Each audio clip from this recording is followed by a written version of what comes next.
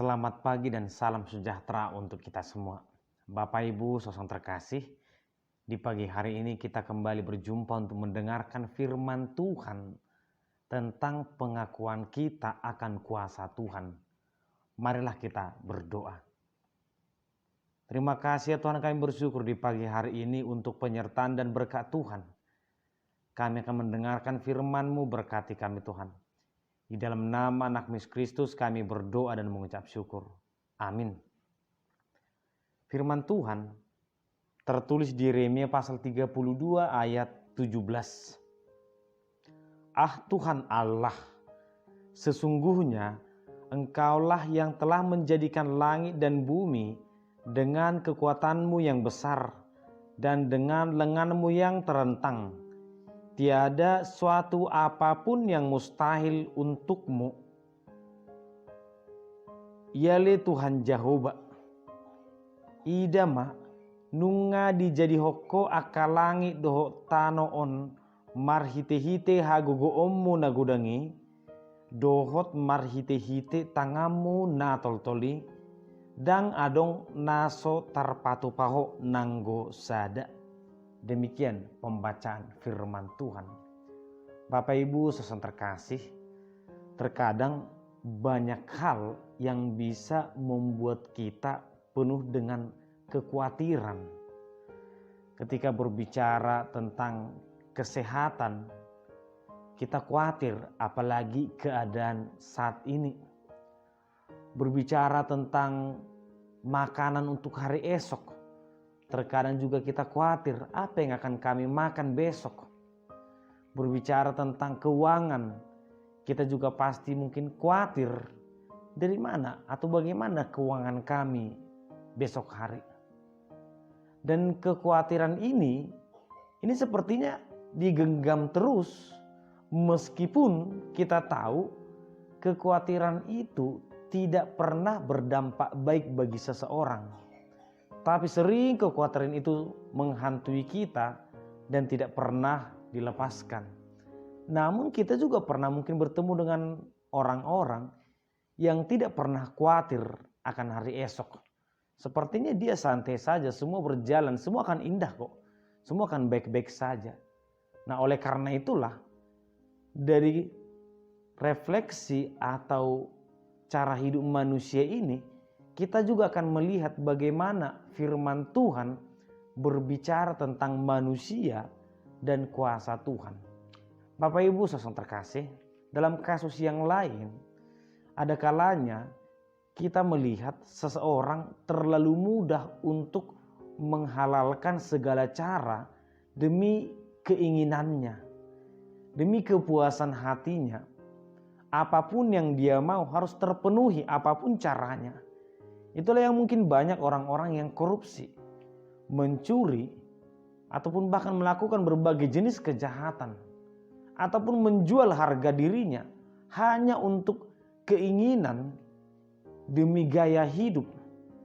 Gaya hidup yang tidak bisa diatasi membuat manusia ini melakukan banyak hal, termasuk cara-cara yang tidak baik. Tetapi ada juga orang-orang yang begitu menahan diri kelaparan, menahan diri untuk tidak menikmati makanan yang enak ataupun tidak mengikuti gaya hidup karena tidak mau melakukan hal yang jahat di mata Tuhan. Karena dia memiliki rasa malu terhadap Tuhan. Dia malu jika harus melakukan hal-hal yang jahat demi kelangsungan hidup, demi kebahagiaan hidup. Bapak Ibu saudara terkasih, demikianlah dalam firman Tuhan di pagi hari ini, ternyata pengakuan akan kuasa Tuhan, kemahakuasaan Tuhan itu sangat berpengaruh dalam kehidupan seseorang.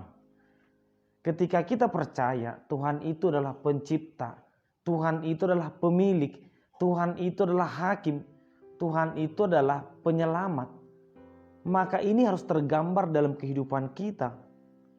Kita harus takut, setia, dan patuh kepada Tuhan karena kuasa Tuhan itu tadi. Seharusnya tidak ada lagi keimanan, kebaikan, kesetiaan itu karena manusia. Kerajinan itu karena manusia, tetapi biarlah itu terjadi karena Tuhan. Mungkin ada yang mendengar firman Tuhan itu karena orangnya.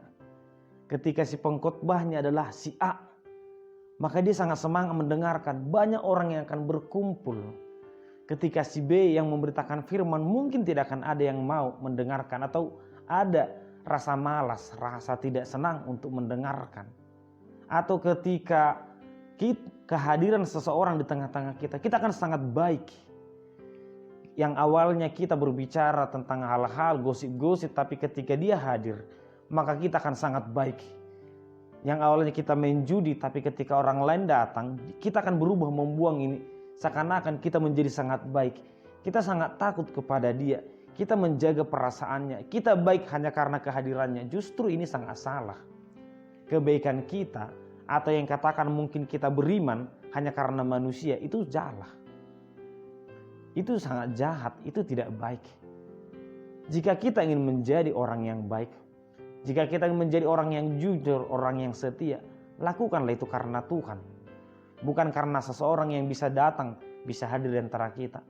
Tapi justru kita harus mengakui Tuhan itu berkuasa. Dia melihat kita dimanapun kita berada. Apa yang kita pikirkan, apa yang kita lakukan, apa yang kita rencanakan.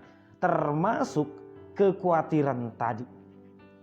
Ketika kita berkata, Tuhan Allah, sesungguhnya Engkaulah yang menjadikan langit dan bumi.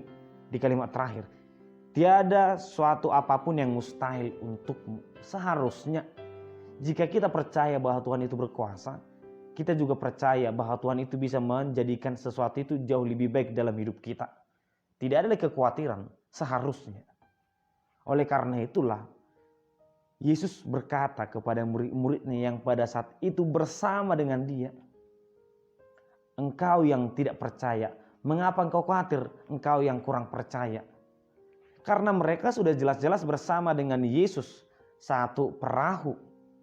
Tapi mereka sangat ketakutan padahal mereka bersama dengan Yesus. Mungkin mereka menyebut Yesus itu sebagai Mesias, tetapi sebenarnya mereka kurang percaya. Mungkin kita menyebut Allah itu Maha Kuasa, Sang Pencipta, Juru Selamat, sumber berkat. Tapi sebenarnya kita tidak percaya akan kuasa Tuhan itu, hanya sebatas di mulut. Oleh karena itu yang pertama, kalau kita percaya Tuhan itu Maha Kuasa, maka jangan pernah khawatir akan hari esok. Dan tentu ini juga berjalan bersamaan dengan kehidupan kita. Jika kita percayakan kuasa Tuhan, maka kehidupan kita juga harus mencerminkan kepatuhan kepada Tuhan. Yang kedua adalah rasa takut kepada Tuhan itu harus terlaksana dimanapun kita berada. Jika kita adalah orang Kristen, orang yang setia, maka jadilah tetap orang Kristen, orang baik, orang benar, apapun keadaannya. Tidak seperti cerita tadi yang terlalu mudah menghalalkan segala cara untuk gaya hidup. Yang ketiga adalah kalau kita percaya akan kuasa Tuhan, maka kita percaya hari esok itu jauh lebih baik bersama Tuhan. Ada pengharapan yang sangat indah bersama Tuhan, sehingga kehidupan kita tidak cepat putus asa. Kita tidak cepat untuk marah, untuk menghakimi. Dan yang terakhir, yang keempat, kalau kita percaya Tuhan itu pencipta, Tuhan itu maha kuasa, tidak ada yang mustahil bagi Tuhan. Oleh karena itulah, jika kita bersama Tuhan, jika kita percaya kepada Tuhan, apa yang harus kita takutkan? Apa yang harus kita khawatirkan? Tidak ada yang mustahil bagi Tuhan. Oleh karena itu, Bapak Ibu saudara terkasih, mari kita akui kuasa Tuhan. Mari kita hidupi. Dan mari kita tetap setia sebagai anak-anak Tuhan. Amin. Kita berdoa. Terima kasih ya Tuhan, kami bersyukur di pagi hari ini untuk firman yang kami dengarkan. Tuhan adalah pencipta. Tuhan adalah penyelamat kami. Tuhan adalah hakim yang adil. Berkati kami Tuhan, agar kiranya kami percayakan kuasa Tuhan. Agar kiranya kami tidak penuh dengan kekhawatiran. Agar kiranya kami tidak menghalalkan segala cara. Justru kami sebaliknya percaya dan setia kepadamu. Berkati kami Tuhan.